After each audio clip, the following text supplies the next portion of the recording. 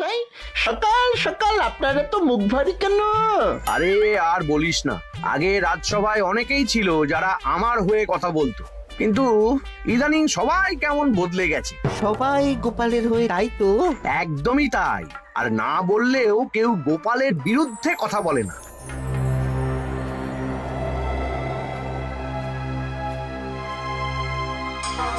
কি মন্ত্রী মশাই, আজকাল তো আমার কথা আর মনেই পড়ে না, ভুলে গেছেন নাকি? আরে না না ভগবান, তুমি হলে আমার তুরুপের তাস। ঠিক সময়ে ঠিক সুযোগ এলে তোমাকেই ডাকবো।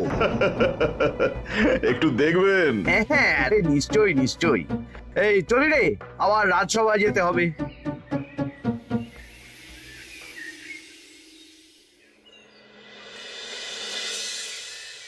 আচ্ছা তোমরা বলো তো, আমাদের রাজ্যের সার্বিক উন্নতির জন্য সবার আগে কি দরকার? মহারাজ, আমি বলবো। বলো গোপাল।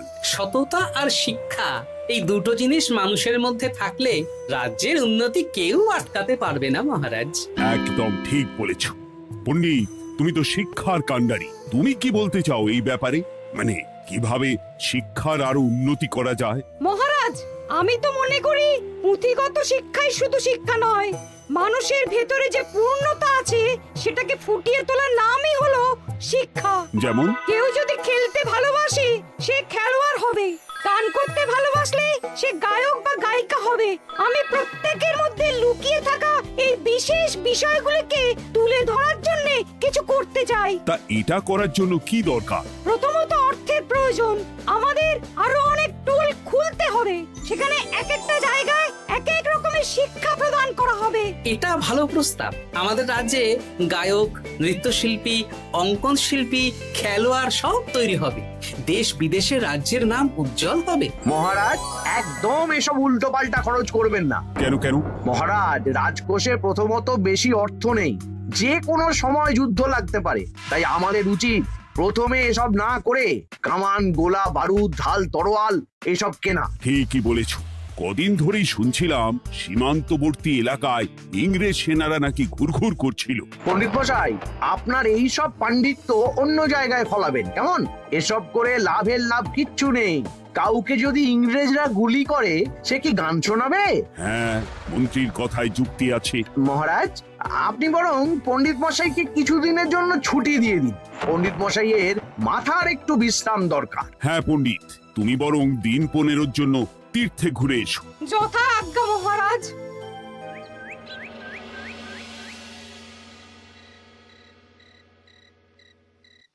শোনো ভগবান, সকালেই তুমি কাজের কথা বলছিলে, আমি এমন ছক কষেছি কালকে থেকেই তোমার জন্য একটা ভালো বেতনের কাজ জোগাড় করে দেব। শুধু যা বেতন পাবে তার অর্ধেক আমাকে দিতে হবে, কেমন? রাজি রাজি। কি কাজ বলুন? শোনো, বাহ বাহ, দারুণ দারুণ, হয়ে যাবে কাজ।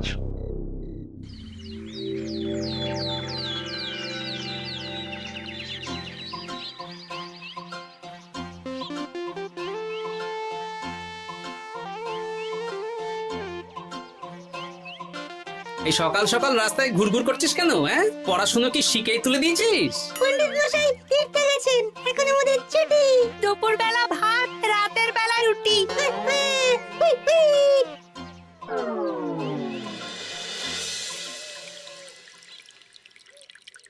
মহারাজ, গতকাল পণ্ডিতকে ছুটি দিলেন আর আজ পাঠশালার সব ছাত্রছাত্রী সকাল থেকে ঘুরঘুর করছে। এ কি, তাহলে তো মুশকিল। মুশকিল আসান করার রাস্তা আমার কাছে আছে মহারাজ। আমার সন্ধানে এমন একজন পণ্ডিত আছেন যিনি বহু ভাষাবিদ, অনেক পাণ্ডিত্য, দেশ বিদেশে শিক্ষাদান করেছেন। কিন্তু তাকে আমরা পাবো কোথায়? তিনি কৃষ্ণনগরে ঘুরতে এসেছেন। শুধু ওনাকে বেতনটা একটু বেশি দিতে হবে, এবং তিনি এই রাজ্যের যে কোনো মানুষের চেয়ে বেশি শিক্ষিত।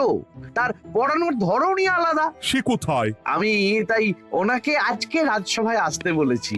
মহারাজ, আপনার সাথে একজন দেখা করতে এসেছেন। দেখুন মহারাজ, বলতে না বলতেই হাজির। ওনাকে ভিতরে আসতে বলো। আচ্ছা মহারাজ।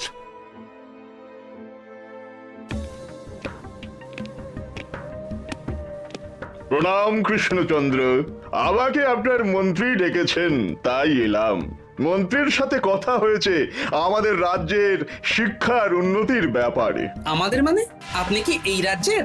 আমি এখন এই রাজ্যে আছি তো, তাই আমাদের রাজ্য বললাম। উনি সবাইকে আপন করে নেন। যাই হোক, তোমার শিক্ষার উন্নতির ব্যাপারে কি মতামত? মহারাজ, আমি এই রাজ্যের বিভিন্ন মোড়ের মাথায় টোল খুলতে চাই। তার জন্য অনেক অর্থের প্রয়োজন। তাতে কি উপকার হবে? ছাত্রদের জন্য তো নির্দিষ্ট পাঠশালা আছে। যখন শত্রুরা আক্রমণ করতে আসবে তখন তারা দেখবে রাস্তার মোড়ে মোড়ে টোল, মোড়ে মোড়ে টোল। তারা বুঝতে পারবে এখানে সবাই শিক্ষিত। আর শিক্ষিত লোককে ক্ষমতার অধীনে রাখা কঠিন, যুদ্ধে জিতলেও শাসন করা মুশকিল। কারণ অশিক্ষিতকে বোকা বানানো সহজ, কিন্তু শিক্ষিতকে বোকা বানানো কঠিন। নতুন পণ্ডিত একদম ঠিক কথা বলেছে। কোনো বাইরের রাজা বা শত্রু আক্রমণ করার আগে 5 বার ভাববে। এই সেরেছে। গতকালই মন্ত্রী বলছিল শিক্ষার দরকার নেই, অস্ত্র কিনুন, আর আজকেই শিক্ষার পক্ষে কথা বলছে। ব্যাপারটা কেমন সন্দেহজনক, নজর রাখতে হচ্ছে। বেশ, আমি তোমার এই শিক্ষা সম্প্রসারণের প্রস্তাবে রাজি।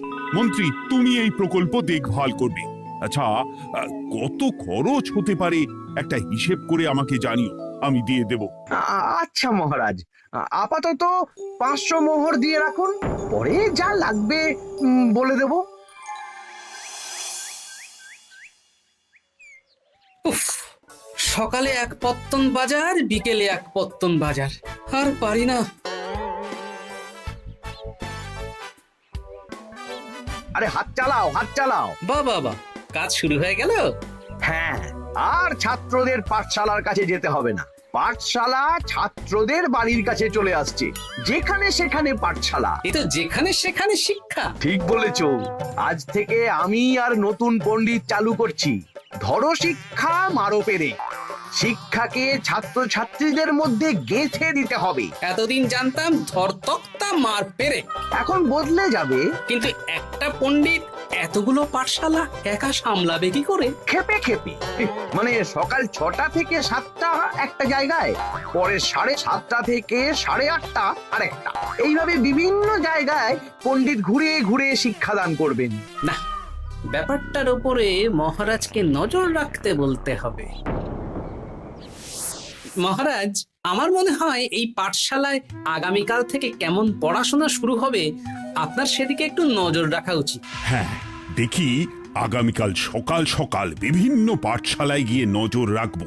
আর হ্যাঁ, আমাকে নতুন পণ্ডিত একটা তালিকা দিয়েছে, কোন পাঠশালায় কখন পড়াবে সেটার তালিকা। আমিও যাব আপনার সাথে।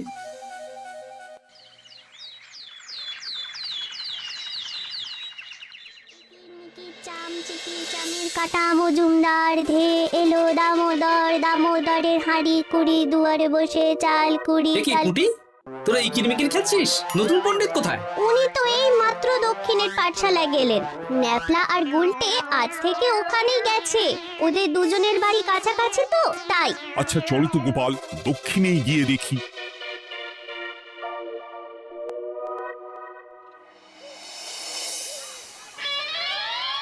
দেখি, এখানেও তো নতুন পণ্ডিত নেই। নতুন পণ্ডিত মশাই আমাদের একের নামটা মুখস্থ করতে দিয়ে চলে গেলেন। একের নামটা? এসব কি হচ্ছে? শিক্ষার নামে অর্থের জলাঞ্জলি মহারাজ। না, আজই রাজসভায় এর বিচার হবে। মন্ত্রী, আমি যা দেখলাম তাতে শিক্ষা তো কদিন পরে লাটে উঠবে। আমার এক ভাগ্নি তো আজ পাঠশালায় গিয়ে লুকোচুরি খেলেছে। নামমাত্র পড়াশোনা আর বাকি সময় খেলা, এভাবেই বয়ে গেল বেলা। মন্ত্রী, এই তোমার নতুন পণ্ডিতের দৌড়। মহারাজ, একজনের পক্ষে এতগুলো পাঠশালায় শিক্ষাদান তো সম্ভব নয়। তার জন্য তো আরো পণ্ডিতের প্রয়োজন, আর তার জন্য চাই আরো অর্থ। আবার অর্থ? শুধু মহারাজের অতিরিক্ত অর্থ খরচ হবে বলে আমি আগে এই প্রস্তাবটা রাখিনি। বেশ, তা আর পণ্ডিত কোথায় পাবে? আমাদের নতুন পণ্ডিতের কাছে অনেক পণ্ডিতের সন্ধান আছে। উনি একটা হাঁক মারলেই সব চলে আসবে। বেশ, তাহলে তাই ব্যবস্থা করো। এভাবে শিক্ষার অবনতি আমি চোখে দেখতে পারবো না। আরো 300 মোহর লাগবে। পেয়ে যাবে। উফ, এ তো দিনে দুপুরে ডাকাতি। ব্যাপারটা ধরতে হবে। কিছু একটা ঘোট তো আছেই। আর নতুন পণ্ডিতদের যদি কোথাও একটু থাকা খাওয়ার ব্যবস্থা করা যায় তাহলে ভালোই হয়। রাজবাড়ির অতিথিশালা তো আছেই, ওখানেই না হয় ব্যবস্থা করে দেব।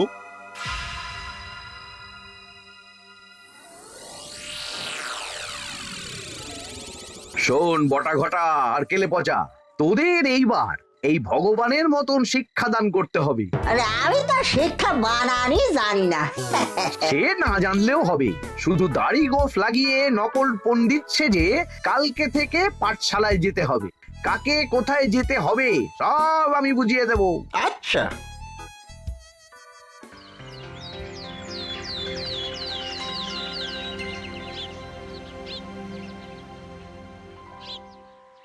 আচ্ছা বল তো, গতকাল তোদের বাড়িতে কি কি রান্না হয়েছিল?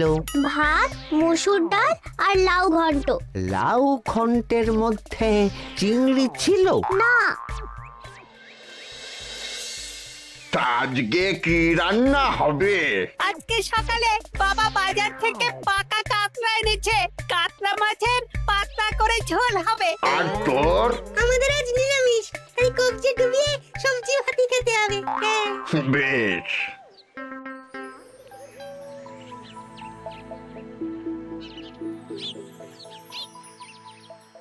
বল, আজকে তোরা কি কি শিখলি? আমি লাউ ঘন্ট।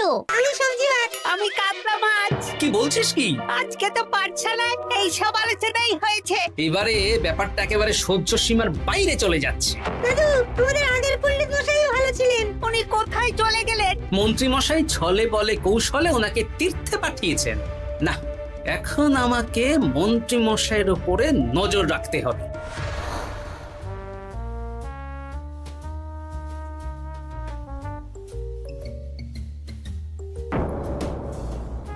পাঠশালায় পড়ানোর ব্যাপার তো বিকেলেই মিটে গেছে। রাজবাড়ির অতিথিশালায় না গিয়ে নতুন পণ্ডিত মশাইরা এদিকে আবার কোথায় যাচ্ছেন?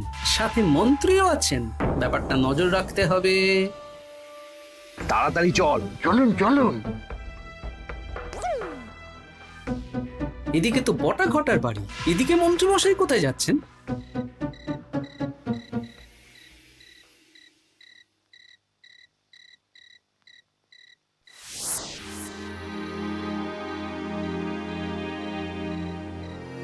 তারপর তোমরা সবাইকে কি শিক্ষা দিলে? শিক্ষা? সে আমাদের শিক্ষা নেই, চুরি করে দিন চলে। আমি কি করে শিক্ষা দেব? আরে ছাইপাশ দাড়ি গোঁফ থাকলে কি কুটকুট করে। তা বলেছিস বটা। আরে আরে আহারে করছিসটা কি? ভালো রোজগার পাতি কি তোদের সহ্য হচ্ছে না নাকি? ভগবানকে দেখ, সেই কবে থেকে দাড়ি গোঁফ লাগিয়ে পণ্ডিত মশাই সেজে আছেন। আমারও প্রথম দিন একটু সমস্যা হচ্ছিল, এখন সামলে নিয়েছি। আর আমাদের এই সব আলোচনা একদম করা উচিত না। বলছি মন্ত্রীমশাই, আমি কি শুধু এই পাঠশালাতেই পণ্ডিতের অভিনয় করব, নাকি রাজসভায় বসার সুযোগও পাবো? কালকেই এই ব্যাপারটা দেখছি।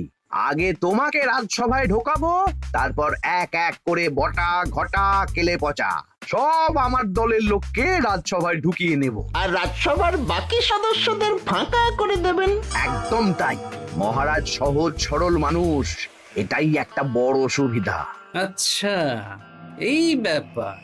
ঠিক আছে, আমি কদিন পরে ঠিক সময়ে একদম হাটে হাড়ি ভাঙবো।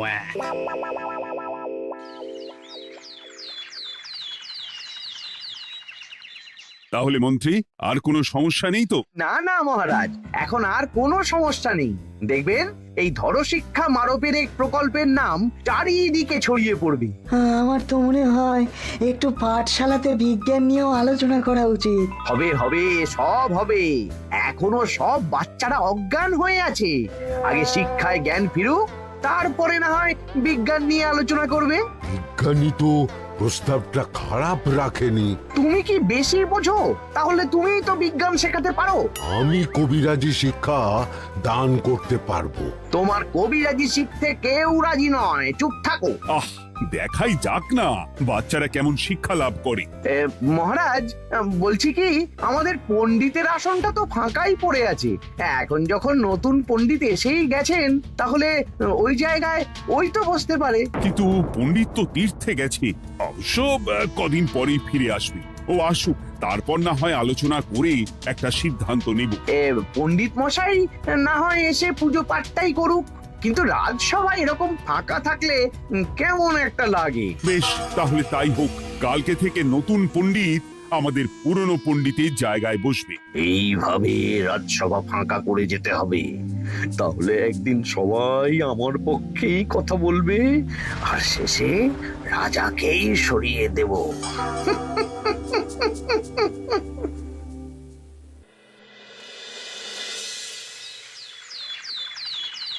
মহারাজ, সর্বনাশ হচ্ছে চারিদিকে।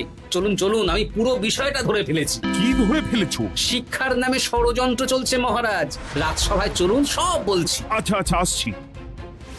হ্যাঁ বলো গোপাল, তুমি কি বলছিলে শিক্ষার নামে ষড়যন্ত্র নাকি? মানে গোপাল মস্করা করছে নাকি? রাজ্যে দারুণ শিক্ষাদান চলছে। মহারাজ, আমি দেখে ফেলেছি আমাদের নতুন পণ্ডিত আসলে কোনো পণ্ডিত নন। ইনি আপনাকে, আমাদের সবাইকে বোকা বানাচ্ছেন। তাই নাকি? ডাকো দেখি নতুন পণ্ডিতকে। এই তো মহারাজ, আমি চলে এসেছি। এই তো, ইনি বদমাশি করছেন, শিক্ষার্থীদের ভবিষ্যৎ নিয়ে খেলছে।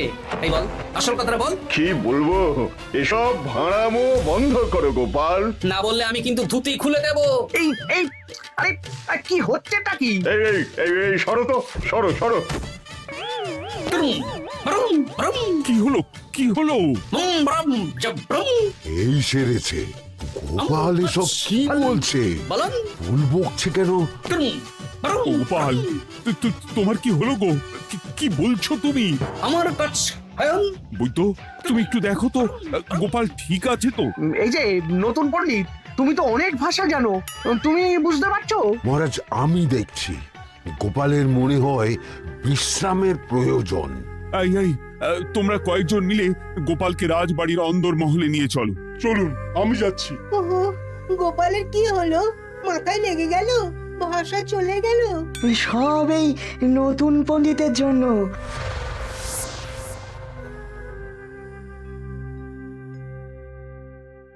ভাল খাচ কাচ হায়ন মাস্টার কাচ।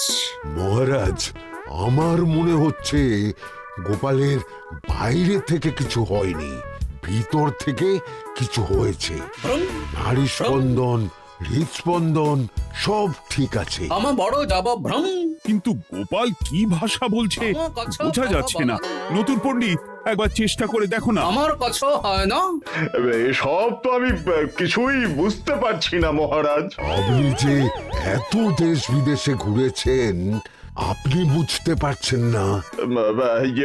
এ আমার এখতিয়ারের বাইরে। তোমার বাকি পণ্ডিতদের নিয়ে আসো তো, যারা পাঠশালায় পড়ায়। আমি বুঝতে পারছি না, বটা ঘটা কেলে পচা কি বুঝবে? আমার বড় যাব ভ্রম। চপ করো ঘট, নল খাবো মরব। কিছুই তো বুঝতে পারছি না। রাজসভায় কাউকে না দেখতে পেয়ে এখানে এলাম। ওই তো আমাদের পুরনো পণ্ডিত চলে এসেছে। শুনলাম গোপালের নাকি কি হয়েছে। এই পণ্ডিত, তুমি দেখো তো গোপালের নতুন ভাষা উদ্ধার করতে পারো কিনা। কি গোপাল, তুমি কি ভাষায় কথা বলছো? আমার মতর ভাষ কথা বলো। ওই দেখো আবার কি সব বলছে।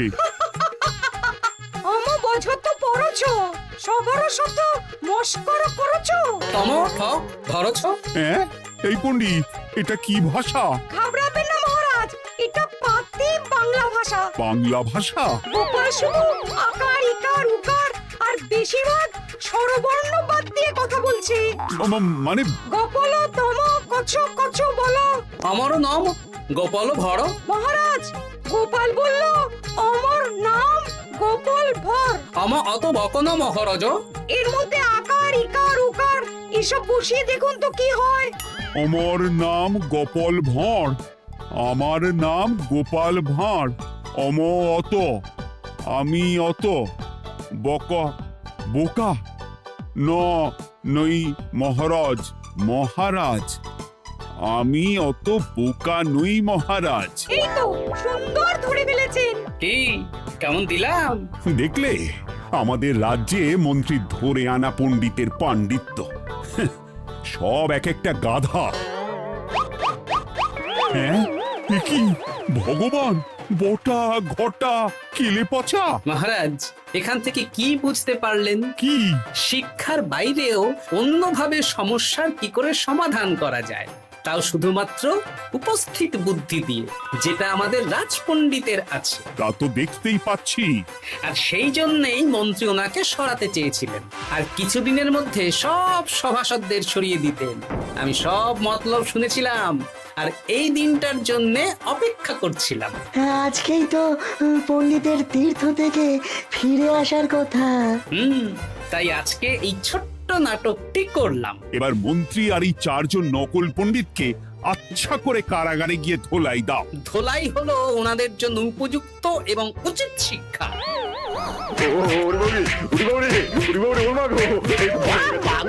বাবা গো, ভুল হয়ে গেছে গো। আরে